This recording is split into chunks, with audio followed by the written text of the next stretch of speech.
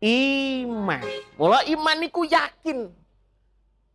Bisa jadi tiang sing ngeten niki pinarak niku yakin niki. Yakin nek ngeten niki ngibadah.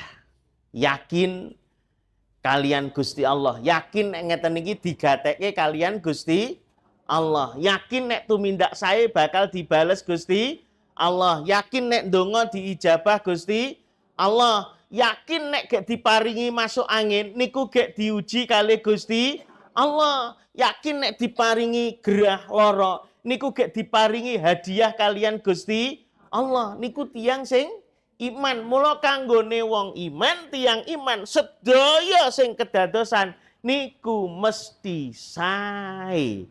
Nek diparingi nikmat mesti syukur. Contoh mau lomboke panen pirang-pirang.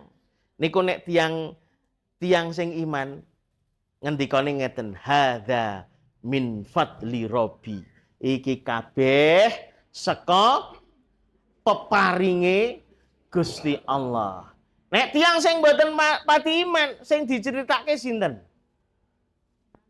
Pintere, sregepe, napa melih?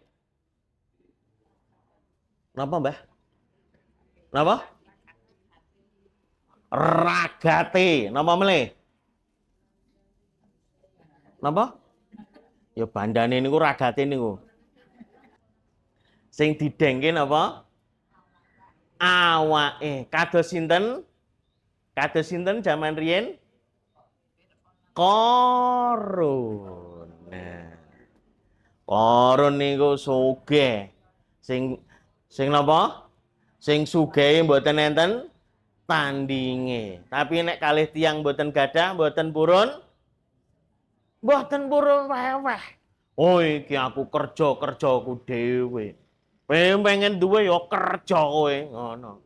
Iki mergo pinterku. Wah. Niku Qarun. Nek ting mriki enten mboten sing kados Qarun?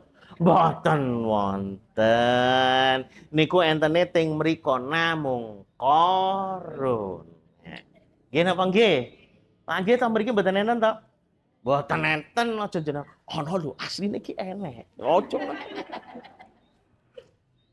Niku tiang sing mboten iman. Mula iman niku amalan maksud dateng mau amalan apa? Batin sak dhuwure amalan lahir.